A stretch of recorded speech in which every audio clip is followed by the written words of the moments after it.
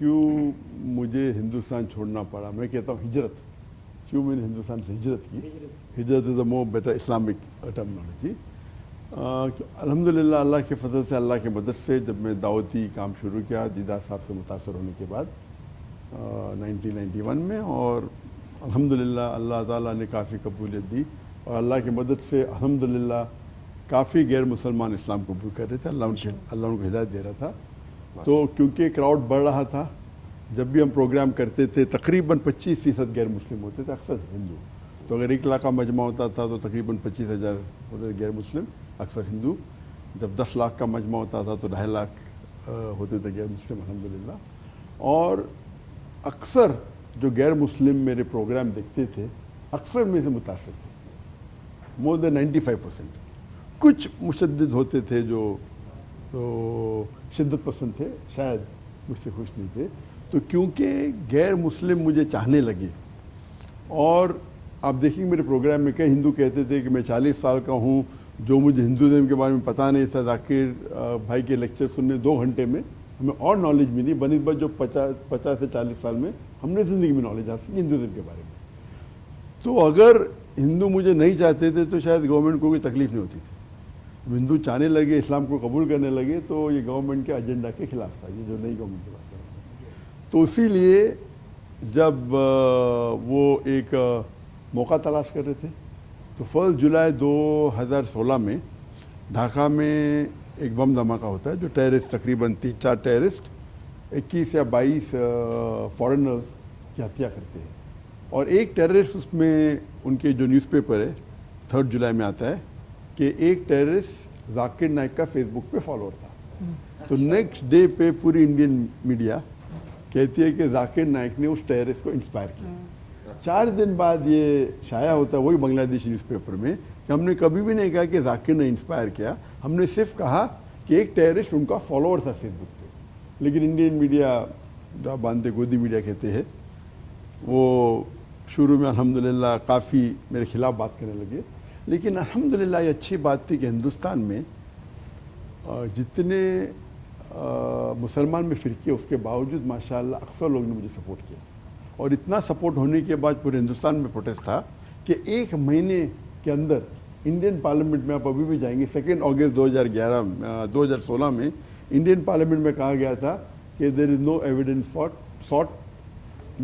Found about doctor Zakir Naik اور his organization Islamic research foundation, and they are not involved in any terrorist activity.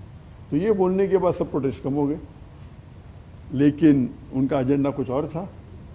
چند مہینے بعد نومبر میں جب ہندوستان کے مسلمانوں کو مسلم پرسنل یونیورسل مسلم پرسنل یونیفارم سول کوڈ کے چکر میں ان کو الجھایا گیا, اور اس کے درمیان ہمارا آرگنائزیشن کو بین کی.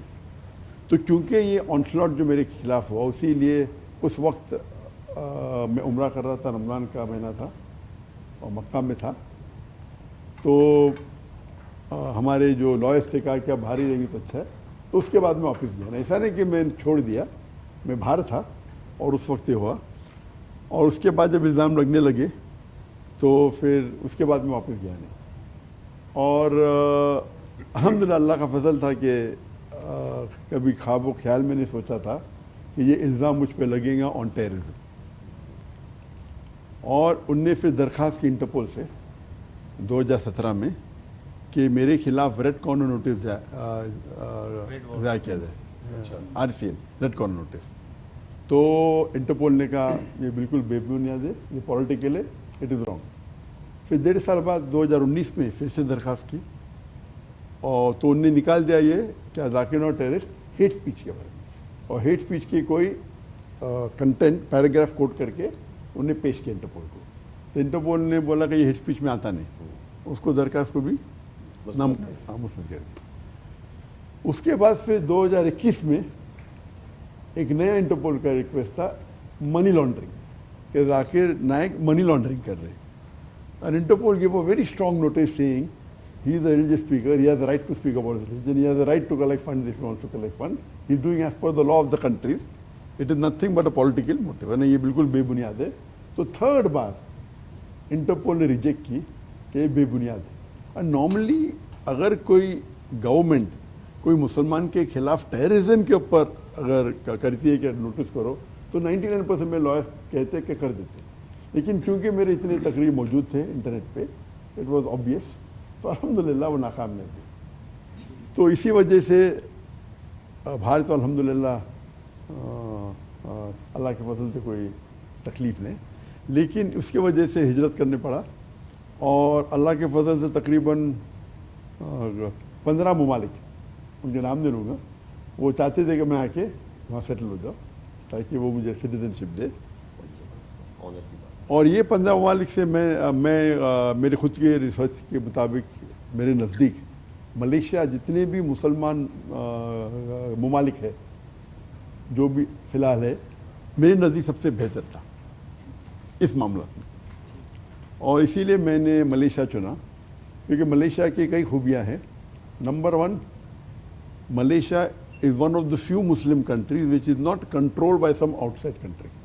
اکثر مسلمان ملک ہو، نام لینے کی ضرورت ہے، آپ سب جانتے ہیں، اکثر آلموسٹ آل وہ کچھ نہ کچھ فارن کنٹری انہیں کنٹرول کر رہا ہے، اور موسٹلی نان مسلم کنٹریز. تو ملیشیا چند مسلمان ممالک میں سے ہے it is not control by any foreign power because of the location also دور ہے.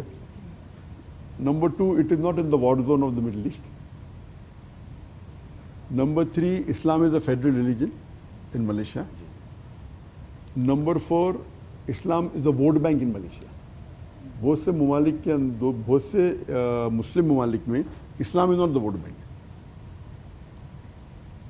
اور یہ لگا کہ اگر ہم it's not a vote bank, حالانکہ مسلمان زیادہ ہے، بیکاز ملیشیا کا یونیک ہے کہ جو میرے نزدیک 85% سے زیادہ اگر مسلمان ہے اس دیش میں، تو unfortunately Islam doesn't become a vote bank. اور ملیشیا میں کیونکہ 63-64% ہے، تو yet Muslim want to be close to Islam, تو Islam is a vote bank. اس کے بعد اسلام از اے فیڈرل ریلیجن. اس کے بعد economically Malaysia is quite strong. Economically, living standard is much less compared to the Gulf countries or the other Muslim countries. I am not talking about the other poor countries, but Gulf countries, دیکھے جائے western countries میں. اس کے بعد اب دیکھے جائے تو it is in terms of Islamic economics, Islamic banking, one of the best Muslim countries جو Islamic banking ہے. In terms of volume, it will be number 2 after Saudi Arabia, but in terms of facility, وہاں کی Islamic جو banking ہے, it is the best in the world. وہاں for example Islamic تقافل ہے. The halal certification is the best in the world and the most strictest, very strict. حلال certification اگر آپ Malaysia کا پاس کرے، it's far superior than Saudi Arabia or most of the Gulf countries. اس کے بعد even اگر آپ ٹیکس دینا چاہتے ہیں، انکم ٹیکس آپ کو لاگو ہوتا ہے. اگر آپ زکوٰۃ اگر گورنمنٹ کے ادارے کو جو ہے جو آلریڈی سرٹیفائڈ ہے ان کو آپ زکوٰۃ دیتے تو آپ کی انکم ٹیکس اتنی معاف ہو جاتی ہے. آپ کو اگر 1 لاکھ دینے کا ہے انکم ٹیکس، آپ نے 1 لاکھ زکوٰۃ دی تو آپ کو انکم دینے کی ضرورت نہیں. The government control the most. ایسے کئی میں نے دیکھا کہ کمپیئر ٹو دی ادر ملک overall I feel Malaysia and they are proud to be Muslim. ابھی آج کی تاریخ میں آپ دیکھیں گے کہ جو پیلسٹین کا جو ایشو ہے in terms of funding of course باقی گلف کنٹریز ہے، قطر ہے، کویت ہے، الحمدللہ، لیکن جہاں تک کہ اوپنلی بات کرنے کے لیے the only head of state that I know of, one of the few head of Muslim state جو اوپنلی پیلسٹائن کو سپورٹ کیا وہ تھا prime minister of Malaysia Anwar Ibrahim. خالی prime minister competition between the ruling party and the opposition. اگر opposition 10,000 لوگ کو گیدر کرتے، رولنگ پارٹی 50,000 گیدر کرتی. اگر اپوزیشن 10 ملین گیدر کرتی، 100 ملین گیدر کرتے سپورٹ. تو it's good to see that there is competition between the ruling party اور اپوزیشن فار گڈ ورک. تو اس طور اینڈ ملیشیا ایک میرے نزدیک جتنے میں ٹریول کیا ہوں as one of the few countries جہاں اوپنلی مسلمان بات کر سکتے in support of the Islamic cause, whether it be Palestine, whether it be Rohingya, whether it be any issue on Islamic, you can take out a protest openly and the government supports you. باقی جگہ ایسا نہیں ہے. They may support monetary, but you cannot take out a protest. You cannot openly support. So you feel proud to be a Muslim in Malaysia. Inshallah, I'll just come to you. And one of the best cities in Malaysia, I think, is Putrajaya.